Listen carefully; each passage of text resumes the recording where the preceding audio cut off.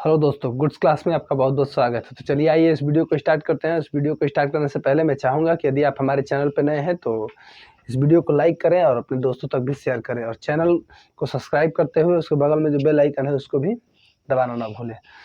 तो चलिए आइए इस वीडियो को स्टार्ट करते हैं। और चूँकि इस वीडियो से पहले जितनी सारी वीडियो हमारी आई हुई हैं और प्रकाश से ही रिलेटेड हैं, और उन सारी वीडियो को आप देखें और समझने का प्रयास करें ताकि जो बोर्ड का पेपर है उसमें आप लोगों का अच्छे से तैयारी हो सके। चलिए इस वीडियो को स्टार्ट करते हैं और देखते हैं। देखिए, आज हम लोग पढ़ने वाले हैं प्रकाश के अपवर्तन के बारे में कि प्रकाश का अपवर्तन क्या होता है। प्रकाश का अपवर्तन पढ़ने से पहले मैं जानना चाहूँगा माध्यम के बारे में कि माध्यम क्या होता है। माध्यम क्या होता है, क्योंकि अपवर्तन के लिए माध्यम का होना अत्यंत आवश्यक है, और माध्यम किस किस प्रकार के हो सकते हैं इसके बारे में हम लोग जानेंगे। पहले देखिए माध्यम क्या होता है। माध्यम एक वे समझिए। माध्यम क्या होता है, एक वे होता है जिसमें कुछ ऐसे पार्टिकल होते हैं जो क्या करते हैं, उसको आगे की ओर लेके जाने का कार्य करते हैं। जैसे प्रकाश हो गया, यदि हम टॉर्च यहाँ से जलाते हैं तो सामने दीवार पे प्रकाश दिखाई देता है। चाहे कोई वस्तु हो आसानी से दिखाई देती है। कैसे दिखाई देती है? किसी न किसी माध्यम के द्वारा ही तो प्रकाश आगे की ओर जाता है।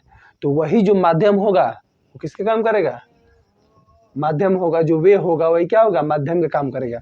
और उसमें छोटे छोटे कण है, एक कण दूसरे को ऊर्जा देता है। इसी प्रकार से ऊर्जा क्या होती है, आगे की ओर स्थानांतरित होती है, और प्रकाश एक स्थान से दूसरे स्थान तक आसानी से चला जाता है। अब देखिए, ये माध्यम दो प्रकार के हो सकते हैं। कैसे कैसे? एक सघन माध्यम हो सकता है और एक हो सकता है विरल माध्यम। एक सघन माध्यम हो सकता है और एक हो सकता है विरल माध्यम। सघन माध्यम यानी कि जिसकी डेंसिटी क्या हो, ज्यादा हो, घनत्व तो इसका ज्यादा हो, जिसका घनत्व, जिसके जो कण है वो क्या हो, अत्यंत पास पास हो, वो क्या होगा? सघन माध्यम। और जिस माध्यम के कण जो होंगे वो दूर दूर होंगे, वो कैसा माध्यम होगा? विरल माध्यम। जैसे इसमें जल हो गया, इसमें वायु हो गया, इसमें कांच हो गया, और यही समझिए। देखिए, वायु का घनत्व जल के घनत्व से कम है, अर्थात ये विरल माध्यम और ये सघन माध्यम। वायु का घनत्व कांच के घनत्व से कम है, अर्थात ये विरल माध्यम, ये सघन माध्यम। जल का घनत्व कांच के घनत्व से कम है, अर्थात ये विरल माध्यम और ये सघन माध्यम। ऐसा नहीं है कि जल और कांच दोनों इसमें हम लिखे हैं सघन माध्यम में तो दोनों ही सघन माध्यम होंगे, ऐसा नहीं है।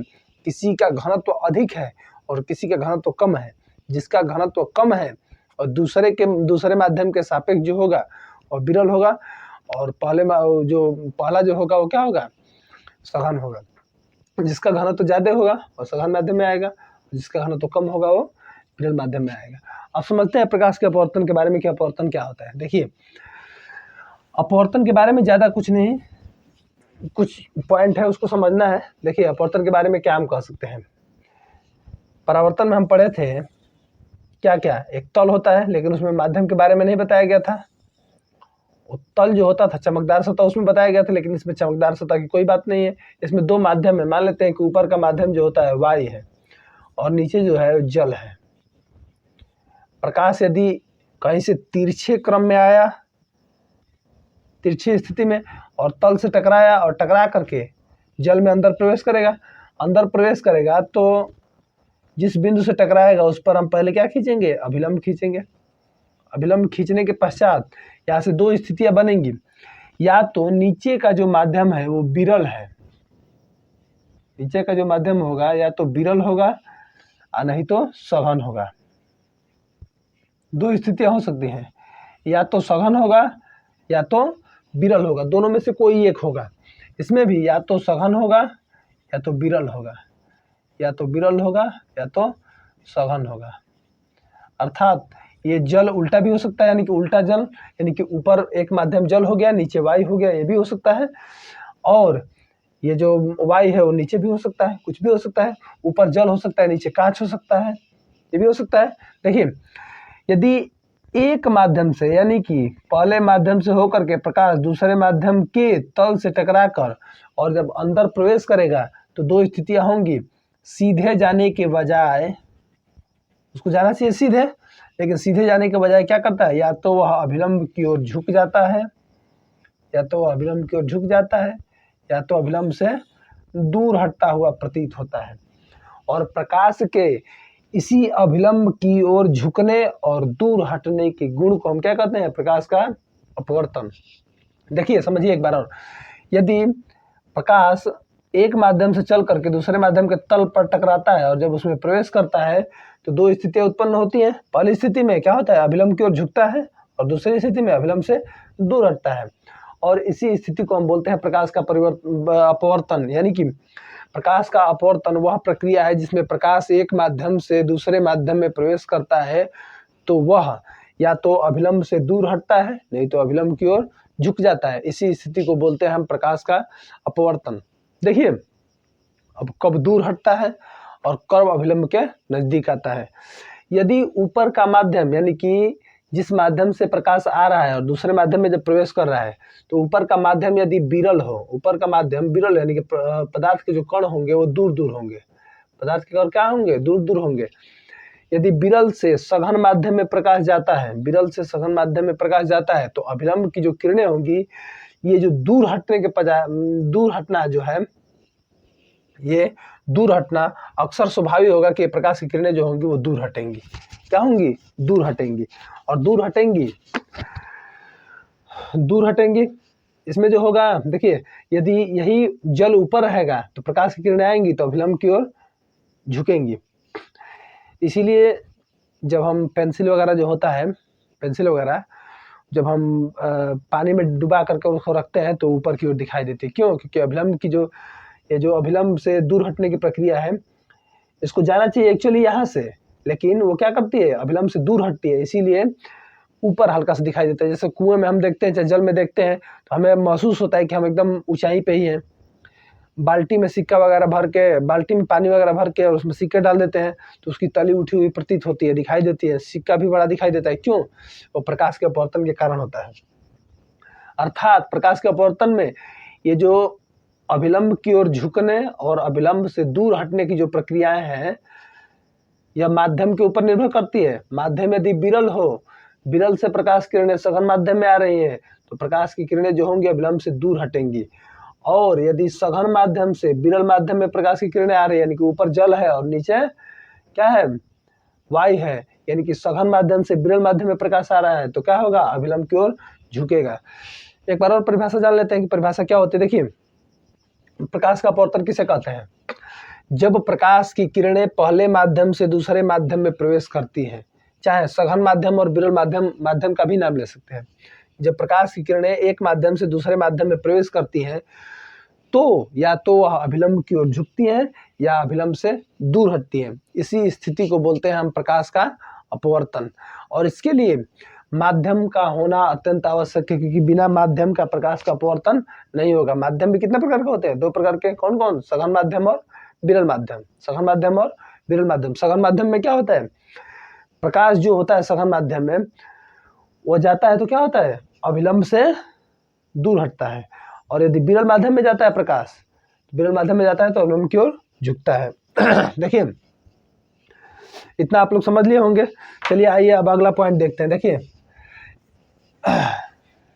इन दोनों स्थितियों में प्रकाश या तो अभिलंब की ओर झुक रहा है, नहीं तो अभिलंब से दूर हट रहा है। तो ये जो आने वाली प्रकाश की किरण है इसको बोलते हैं आपतित किरण। आपतित किरण इसको बोलते हैं अभिलंब।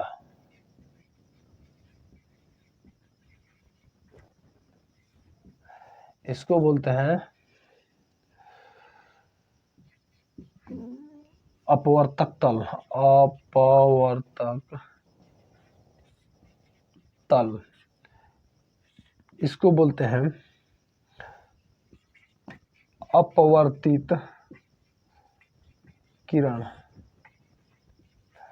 अपवर्तित किरणें दो हो सकती हैं, ये भी अपवर्तित किरण है और ये भी जो जा रही है वो क्या है? अपवर्तित किरण ही है। ये दोनों क्या है? अपवर्तित किरण ही है। अब देखिए आपतित किरण एवं अभिलंब के बीच जो बना कोण होगा उसको बोलेंगे हम आपतन कोण। इसको क्या बोलेंगे हम? आपतन कोण। उसमें भी बोला जाता था आपतन कोण आई। और अभिलंब तथा परावर्तित किरण, उसमें बोला जाता था किसमें, परावर्तन में, लेकिन इसमें क्या बोला जाएगा, अभिलंब तथा परावर्तित किरण नहीं, अपवर्तित किरण। क्या बोला जाएगा, अपवर्तित किरण। कंडीशन बदल जाएगा। उसमें क्या होती थी, आपतित किरण उसमें भी होती थी परावर्तन में। इसमें क्या होता है, इसमें उसमें भी आपतित किरण, इसमें भी आपतित किरण।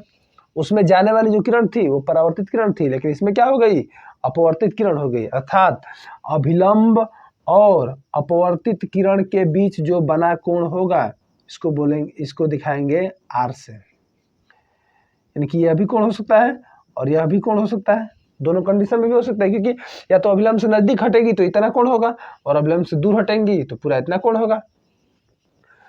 तो अपवर्तन के नियम के बारे में हम लोग जानते हैं कि अपवर्तन के कितने नियम होते हैं। देखिए अपवर्तन के नियम, अपवर्तन के नियम,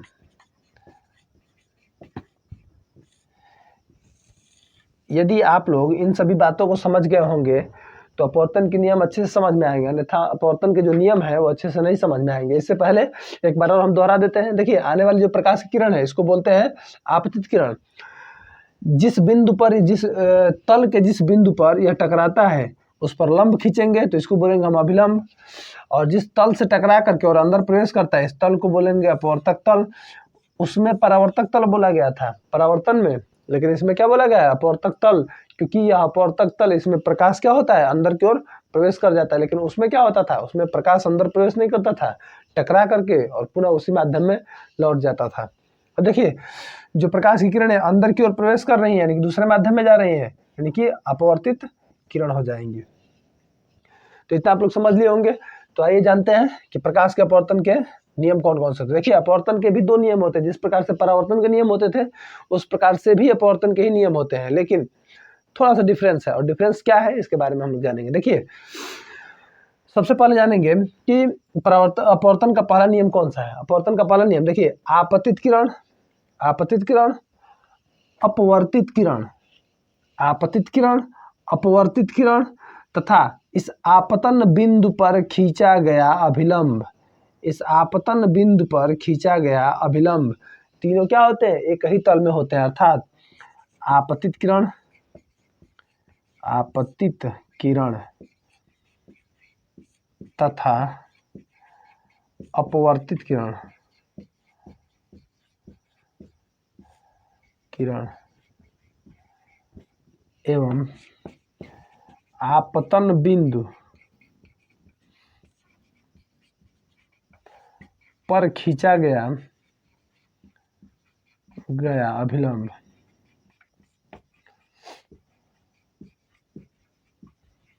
तीनों एक ही तल में, तीनों एक ही तल में